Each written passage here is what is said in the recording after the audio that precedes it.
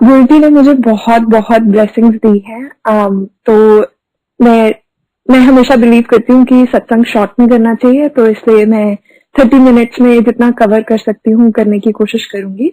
And अगर मैं कुछ गलत बोल दूं या कुछ भूल चूक हो जाए तो गुरुजी और आप लोग सब मुझे माफ कीजिएगा।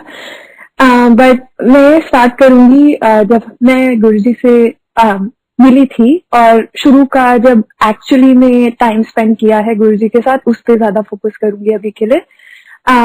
तो मेरी जर्नी गुरुजी के साथ स्टार्ट हुई थी 2006 में, जब मेरे पेरेंट्स राकेश चौधरी अंकल और अंजना चौधरी आंटी ने जाना शुरू किया था।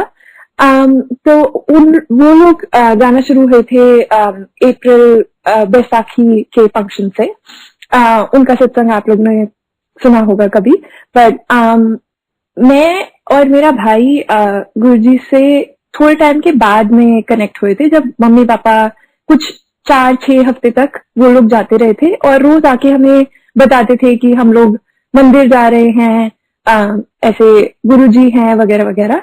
तो उस टाइम पे मुझे बड़ा ऑड सा लगता था, क्योंकि वो रात को मंदिर होता था और पापा मम्मी रात को 2 बजे 3 बजे घर वापस आते थे। तो मुझे बहुत अजीब लगता था कि ये पता नहीं कैसी जगह है जो रात को इतनी लेट तक चलती है। बट एनीवेज एक दिन पापा ने बोला कि तुम लोग भी चलो, तो हम लोग गए। हम लोग एम्पायर एस्टेट में बाहर लाइन में खड़े थे। मुझे अभी भी याद है कि पापा ने लाइन में खड़े हुए मुझे बोला कि गुरुजी ना बहुत पावरफुल है, तो आपको अगर कुछ अपना मन में सोचना है या मांगना है गुरुजी से तो मांग लेना जाके। तो जब हम मत्था टेकने की मेरी टर्न आई तो मैंने मत्था टेका। मैंने ऊपर देखा उनकी तरफ, अभी कुछ बोला नहीं था, पहले ही गुरुजी ने बहुत जोर से कुछ बोला। मुझे समझ नहीं आया कि उन्होंने क्या बोला। तो नीचे का अंकल सेवा कर रहे थे, उन्होंने कहा कि बेटा ऐसे मांगते नहीं है, आप जाके बैठ जाओ। तो बाद में मुझे पता लगा कि गुरुजी ने बहुत जोर से बोला था, मंगिया ना कर कम खराब कर लेंगी। तो मैं जाके बैठ गई। जब शब्द बानी चल रही थी और मैं सोच रही थी इस बारे में, तो मुझे लगा पता नहीं क्यों डांट रहे हैं। मेरा माइंडसेट उस टाइम पे ऐसा था, और मैं 12th में थी तो मैं थोड़ी यंग थी, बच्ची थी। तो मेरा माइंडसेट उस टाइम पे ऐसा था कि ये तो मतलब हम मंदिर जाते हैं, कोई ऐसे ही जगहों पे जाते हैं, आप कभी विश मांगते हो, कभी पूरी होती है कभी नहीं होती है, आप बहुत ज्यादा सोचते नहीं हो इस बारे में। बट ऐसे डांटने की तो कोई जरूरत नहीं थी उस टाइम पे। बट एनीवेज मुझे थोड़ा वियर्ड लगा था, बट बहुत पीसफुल भी लगा था कि सत्संग का एनवायरनमेंट काफी अच्छा था, लंगर बहुत अच्छा लगता था, डिसिप्लिन बहुत अच्छा लगता था। यूजुअली मंदिरों में इतना डिसिप्लिन नहीं फॉलो किया जाता, तो मुझे ये सब चीजें बहुत फैसिनेटिंग लगती थी वहां की। बट उस टाइम पे गुरुजी नहीं समझ आए थे मुझे कि ऐसे क्यों मुझे डांट रहे हैं। तो मैं थोड़ा नाराज भी हो गई थी एक तरह से गुरुजी से। बट एनीवेज पापा ने मुझे घर जाके कन्विंस करा कि कोई बात नहीं, हो सकता है तुम कुछ गलत सोच रहे होगे या कुछ गलत मांगने वाले होगे, इस वजह से गुरुजी ने डांट दिया था। और पापा को गुरुजी ने कहा था कि मंग की मंगना है, जब वो फर्स्ट टाइम गए थे। तो इसलिए हम लोग दोनों ही बहुत कंफ्यूज थे कि ऐसा क्यों हुआ। बट एनीवेज कुछ टाइम तक हम जाते रहे। उसके बाद एक और बार मैंने कुछ मांगने की कोशिश करी, फिर मुझे डांट पड़ गई। फिर मुझे समझ नहीं आया कि पता नहीं गुरुजी मुझे डांटते क्यों रहते हैं। बाकी लोगों को तो इतना इतना कुछ देते हैं, लोग पता नहीं इतने सत्संग शेयर करते हैं, हमें ये दिया, हमें वो दिया, हमने ये मांगा, हमें ऐसे मिला वैसे मिला। मुझे कभी समझ नहीं आ पाया कि मुझे क्यों डांट पड़ती रहती है यहाँ पे। बट एनीवेज कंटिन्यू करते रहे जाना। तो मैं छोटी थी, लेकिन मैं शिव जी को बहुत ज्यादा मानती थी उस टाइम पे। तो यूजुअली लोग वहां पे ऐसा बोलते थे कि गुरुजी शिव जी का रूप है वगैरह वगैरह। बट मैंने कभी ऐसे सोचा नहीं, इतना ज्यादा उसको थॉट नहीं दिया और कभी ध्यान नहीं दिया। बट एक दिन हम लोग सत्संग में बैठे थे, गुरुजी ने किसी को उठाया और बोला कि आप सत्संग शेयर करो। तो उन अंकल या आंटी जो भी थे वो, उन्होंने जब बात स्टार्ट करी तो उन्होंने बोला कि गुरुजी शिव जी का रूप है वगैरह। तो उस टाइम पे गुरुजी शिव जी सॉरी उनके साथ में ही बैठे थे। एंड वो आंटी या अंकल ऐसे बोल रहे थे और मुझे समझ नहीं आया कि ये साथ में बैठे हैं फिर भी उनको करेक्ट क्यों नहीं कर रहे। वो ऐसे बोल रहे हैं कि शिव जी का रूप है, तो मतलब थोड़ा हाई, बहुत ही हाई स्टैंडर्ड दे दिया। तो ये कुछ कह नहीं रहे हैं। और मुझे थोड़ा पर्सनली ऑफेंसिव लगा क्योंकि मैं शिव जी को बहुत प्रे करती थी। तो मुझे लगा कि ये इंसान है जो कि अपने आप को शिव जी बोल रहे हैं। तो मुझे बहुत ही ऑड लगा वो चीज। तो जब वो सत्संग खत्म हुआ, फिर शब्द बानी स्टार्ट हो गई, तो मैं वहीं बैठी थी। मैंने अपने मन में ऐसे ही सोचा कि अगर आप शिव जी का रूप हो तो वो किसी और डायरेक्शन में देख के, मेरे से एकदम ऑपोजिट डायरेक्शन में बेसिकली देख के किसी और से बहुत डीपली, बहुत सीरियस कुछ बात कर रहे थे। तो मैंने मन में सोचा कि अगर आप शिव जी का रूप हो तो आप मेरी तरफ देखो और स्माइल करो। आप मानेंगे नहीं कि कोई मिली सेकेंड भी नहीं पास हुआ होगा और उन्होंने एकदम से मेरी डायरेक्शन में देखा और स्माइल करा। तो मैं बहुत डर गई। बट मुझे थोड़ी देर में मैंने अपने आप को कन्विंस कर लिया कि नहीं नहीं, ये तो कोइंसिडेंस है। उसके बाद में थोड़ा टाइम बाद मैंने फिर से यही सेम टेस्ट किया, फिर उन्होंने ऐसे ही कर दिया। फिर मैंने कन्विंस कर लिया अपने आप को, नहीं ये तो कोइंसिडेंस है। उसके बाद में मैंने उनको मतलब मन में बोला कि गुरुजी ये लास्ट है, लास्ट टेस्ट। इसके बाद में मैं कुछ नहीं पूछूंगी। लेकिन यूजुअली जब मम्मी पापा जाते थे तो वो लेट तक रुकते थे, और जब भी मैं और मेरा भाई जाते थे तो गुरुजी हमें फर्स्ट राउंड लंगर के बाद में या पहले ही शुरू में आज्ञा देके जाने देते थे, कभी रोकते नहीं थे। तो उस दिन मैंने सोचा कि अगर आप सच में मेरी बातें सुन सकते हो तो आज हमें ना 12 बजे तक रुकना। तो उस दिन गुरुजी ने बिठा लिया हमें और कुछ टाइम तक हम बैठे रहे। फर्स्ट लंगर होने के बाद भी हम लोग थोड़ी देर बैठे रहे। उसके बाद में गुरुजी ने हमें उठाया और बोला कि चलो। जब मम्मी पापा सबने मत्था टेका, गुरुजी ने कोई ज्यादा बात नहीं करी। उसके बाद जब मैं गई मत्था टेकने तो गुरुजी किसी और की तरफ देख के बात कर रहे थे और बोल रहे, और फिर बज गए 12, हो गया तेरा हैप्पी बर्थडे। तो मुझे एकदम से फील हुआ कि वो मुझे बता रहे हैं कि मैं 12 बजे ही तुम्हें जाने दे रहा हूँ। और मुझे एकदम से बिलीव हो गया कि हाँ सच में ये शिव जी का रूप है। शायद नहीं, मतलब बिलीव हो गया कि ये शिव जी का ही रूप है। और मुझे बहुत सोच समझ के बातें करनी चाहिए इनके साथ में। और जब सत्संग में भी बैठती हूँ तो क्या मेरे दिमाग में थॉट्स आ रहे हैं, बहुत सोच सोच के रखना पड़ेगा। तो अगली बार से मैं बहुत केयरफुल हो गई और मुझे ये बात समझ आ गई कि ये शिव जी का रूप है, बहुत पावरफुल है। बस मुझे नहीं पसंद करते फॉर सम रीजन, क्योंकि वो हर बार मुझे डांट देते थे। उस मतलब वही थोड़ा इमेच्योरिटी थी उस टाइम पे मुझ में, तो ऐसा मेरा थॉट प्रोसेस था। बट गुरुजी इतने काइंड और जेनरस हैं कि वो मेरी छोटी छोटी सी ऐसे बचकानी हरकतों में भी वो खेलते, मतलब मैं ऐसे उनको टेस्ट ले रही हूँ और वो उसका रिप्लाई भी दे रहे हैं। मतलब उनको वो कितने लोगों के कितने डिजीजेस और पता नहीं क्या क्या प्रॉब्लम सॉल्व करते हैं, लेकिन एट द सेम टाइम मेरी ऐसी छोटी छोटी बातों का भी ध्यान रखते हैं। तो उनका उनकी जेनरोसिटी जो है वो बहुत ही एक्सट्रीम लेवल की है कि ऐसे छोटी छोटी चीजों में भी खेल लेते हैं साथ में। तो एनीवेज उसके बाद में मुझे लगने लगा कि हाँ ठीक है, पावरफुल हैं, और पर मुझे नहीं पसंद करते तो मैं नहीं बात करूंगी उनके साथ में कभी भी। तो एक दिन मेरी एक फ्रेंड की फैमिली को लेके मेरे पेरेंट्स मंदिर गए थे। तो उस टाइम पे बाहर हम लोग, मैं और मेरी फ्रेंड एम्पायर स्टेट में घूमते हुए थोड़ा दूर चले गए। इतनी देर में मम्मी पापा ने आज्ञा ले ली और वो लोग आ गए। तो पापा ने बोला कि क्योंकि ये लोग पहली बार आए हैं तो फर्स्ट टाइम जब आप कोई भी संगत लेके आते हो तो उनको इंट्रोड्यूस करना होता है, तो आप जाके इंट्रोड्यूस कर देना। मैंने बोला मैं नहीं बात करूंगी गुरुजी से, वो मुझे हमेशा डांट देते हैं, मैं नहीं बात करूंगी। तो पापा ने बोला अच्छा बट ऐसे करना होता है। मैंने कहा कि अगर वो पूछेंगे तो मैं जवाब दे दूंगी, बट मैं नहीं बात करूंगी उनसे। और शुरू में जब उन्होंने 2 बार मुझे डांटा था तो मुझे समझ भी नहीं आती थी उनकी बातें। तो और उस दिन मुझे दिख रहा था अंदर कि कोई भी बैठा नहीं है मुझे हेल्प करने के लिए, उनकी बात को समझाने के लिए। बट जब हम अंदर गए तो गुरुजी ने बहुत स्माइल करके बहुत प्यार से मुझसे पूछा कि कौन है ये। तो मैंने जवाब दिया कि गुरुजी मेरी स्कूल फ्रेंड है। केडी क्लास से? गुरुजी 12th स्टैंडर्ड। चलो फिर ऐश करो। मुझे पूरी उनकी बात समझ आई और उन्होंने बहुत प्यार से मुझसे बात करी। मुझे मतलब मेरा वो आइडिया थोड़ा चेंज हो गया कि शायद वो मुझे, ऐसा नहीं है कि वो मुझे पसंद नहीं करते हैं या कुछ ऐसा है, वो सबको प्यार करते हैं, बट फॉर सम रीजन हो सकता है कि सच में मैं कुछ गलत ही मांग रही थी उस टाइम पे।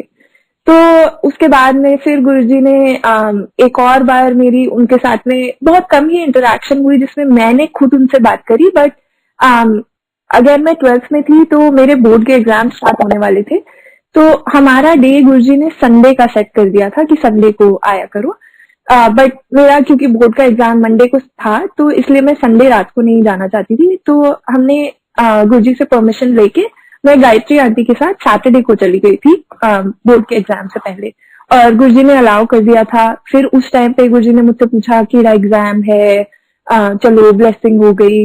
उसके बाद गुरुजी ने मुझे बहुत सारी चीजें भिजवाई मेरे लिए, जब तक मेरे बोर्ड के एग्जाम्स चलते रहे थे मैं मंदिर नहीं जा पा रही थी, तो गुरुजी ने मेरे लिए प्रसाद भेजा ड्राई फ्रूट्स का, उन्होंने स्वरूप भेजे, एक बड़ा एक छोटा। तो गुरुजी ने बहुत प्यार दिया उस टाइम पे मुझे, बट फिर भी मुझे मतलब थोड़ा ऐसे ऑन एंड ऑफ ही चलता रहा उनके साथ। 27 मई को हमारे घर पे सत्संग हुआ था, 2007। तो उस टाइम पे उसी दिन मेरा एक इंजीनियरिंग के कुछ एग्जाम था, तो और वो एग्जाम बहुत खराब हुआ था, मुझे पता था कि बहुत खराब हुआ है। तो उस दिन जब सत्संग हुआ, सत्संग खत्म हो गया, उसके बाद पापा ने मुझसे पूछा कि तुम्हें चलना है मंदिर, क्योंकि संडे था। तो मैंने कहा कि नहीं, मुझे नहीं जाना, क्योंकि मैं नाराज थी गुरुजी से कि मेरा पेपर बहुत खराब हुआ है। लेकिन आज तक भी मुझे उस चीज का कभी कभी रिग्रेट भी होता है, लेकिन कभी लगता है कि हो सकता है कि वो पापा के साथ लंबा टाइम स्पेंड करना चाहते थे, तो इस वजह से मैंने ऐसे बेवकूफों वाली हरकतें करी। बट बट वो आखिरी टाइम था जब गुरुजी संगत के साथ में उन्होंने कुछ भी स्पेंड किया था। तो एनीवेज उसके बाद में जब गुरुजी ने चोला छोड़ दिया, उसके बाद मुझे बहुत ऐसे लॉस्ट सी फीलिंग हुई, क्योंकि मैंने हमेशा सोचा, अभी 1 साल भी नहीं हुआ था हमें पूरा शायद से जाते हुए गुरुजी के पास, तो मुझे ऐसा लगा कि उन्होंने तो पूरी लाइफ मेरी हेल्प करनी थी और मेरे साथ रहना था, और वो एकदम से चले गए। तो मुझे बहुत बहुत बुरा फील होने लगा उस टाइम पे, और बहुत लॉस्ट सा फील होने लगा। तो मेरे इंजीनियरिंग के कोई एग्जाम्स थे, उसके बाद में कोई रिजल्ट आने थे, तो मुझे बहुत ज्यादा एंजाइटी टाइप की हो रही थी कि पता नहीं अच्छे आएंगे बुरे आएंगे वगैरह। तो रिजल्ट के एक रात पहले मुझे गुरुजी ड्रीम में आए, और मुझे हमेशा से जब गुरुजी फिजिकल फॉर्म में थे तो, और मैं जब सामने बैठी होती थी, तो मुझे बहुत फैसिनेशन होता था उन लोगों से जो गुरुजी के हाथों की सेवा करते थे, क्योंकि मुझे फॉर सम रीजन गुरुजी के हाथ बहुत सुंदर लगते थे। तो मेरा हमेशा मन करता था कि मैं उनके हाथों की सेवा करूं।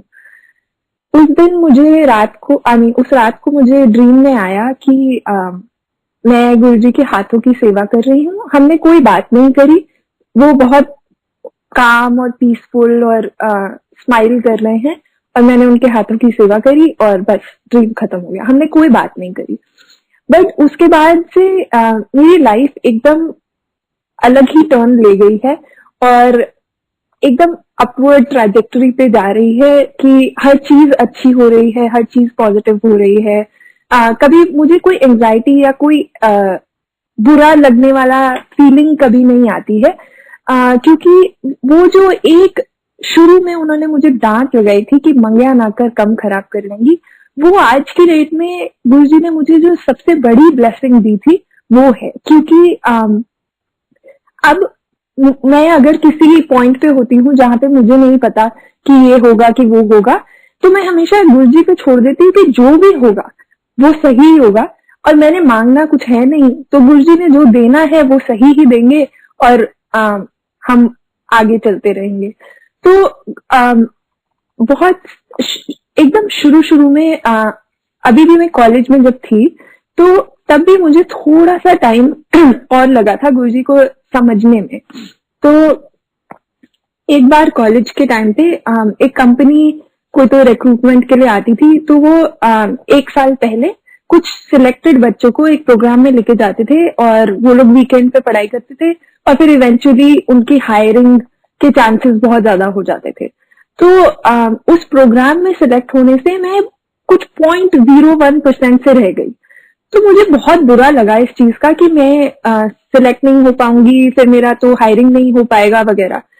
तो जिस दिन ये रिजल्ट आया था उस दिन गायत्री आंटी मुझे पिक करने आई थी। तो उन्होंने मुझसे पूछा कि और फिर कैसा है, कॉलेज कैसा चल रहा है वगैरह।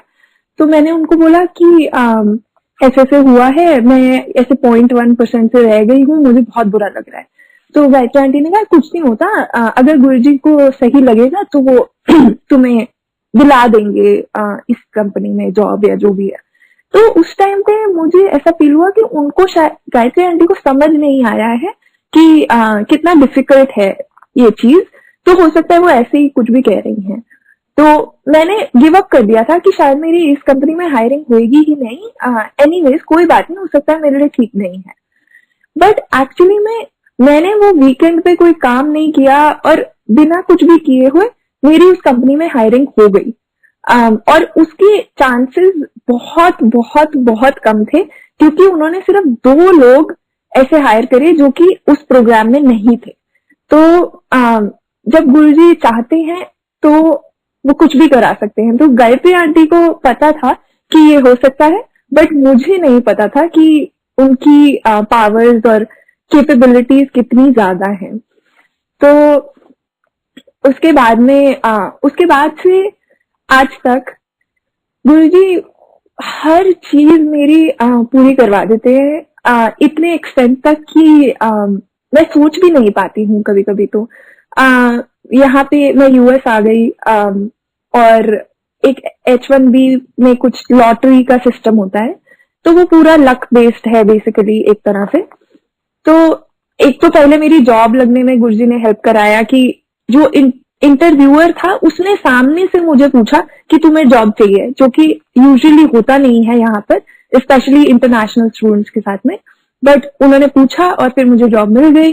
उसके बाद जब वीजा का टाइम आया तो मेरे यहाँ पे एक लॉटरी का सिस्टम होता है, लेकिन अगर आप नहीं भी पिक हो पाते तो जबरदस्ती रहने के कुछ तरीके हैं जो कि कुछ और लोग यूज करते हैं।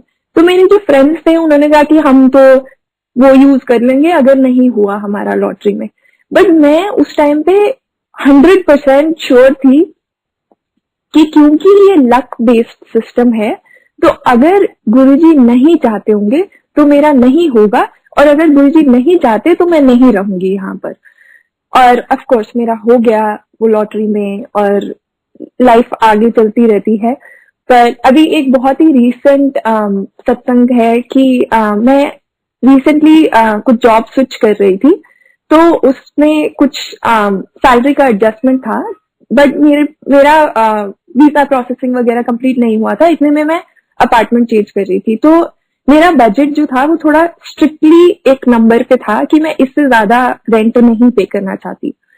तो जब मैं अपार्टमेंट ढूंढ रही थी तो मुझे एक बिल्डिंग में अपार्टमेंट पसंद आया, लेकिन वो मेरे बजट से बाहर था। तो मैं कोशिश करती रही लेकिन कोई मान नहीं रहा था मेरे रेंज में आने के लिए। इतने में मैंने गुरुजी को अल्टीमेटम दे दिया कि गुरुजी आज अगर मुझे ये वाली बिल्डिंग में किसी से इतने डॉलर्स में बजट के अंदर अंदर अपार्टमेंट मिल गया तो ठीक है, वरना मैं दूसरे किसी जगह पे कर लूंगी, मुझे कोई प्रॉब्लम नहीं है। बट मेरा मन ये था कि इस बिल्डिंग में मिल जाए, बट कोई बात नहीं, नहीं मिलेगा तो कोई बात नहीं। उस दिन मैंने हर जो ओपन अपार्टमेंट था सबको ईमेल कर दिया कि इतने में मुझे देना है तो बताओ। इतनी देर में कोई नया अपार्टमेंट आ गया जिन्होंने उतने में ऑफर कर दिया, जिसको मैंने लेवरेज करके दूसरे लोगों को पूछा कि ये लोग ऑफर कर रहे हैं तो तुम लोग क्यों नहीं कर रहे। इतने में चेंज हो गया सब कुछ, और जो अपार्टमेंट आया था वो गायब हो गया एकदम से। उन्होंने हटा दिया अपना लिस्टिंग, जिन्होंने कम प्राइस पे सबसे पहले ऑफर किया था। और जो भी at the end of the day मुझे अपार्टमेंट इस बिल्डिंग में मिल गया जिसमें मुझे चाहिए था। बट तो ऐसे छोटी छोटी चीजें भी गुरुजी ध्यान रखते हैं। और यहाँ पर बहुत सी संगत उन्होंने मुझे ब्लेस करी है।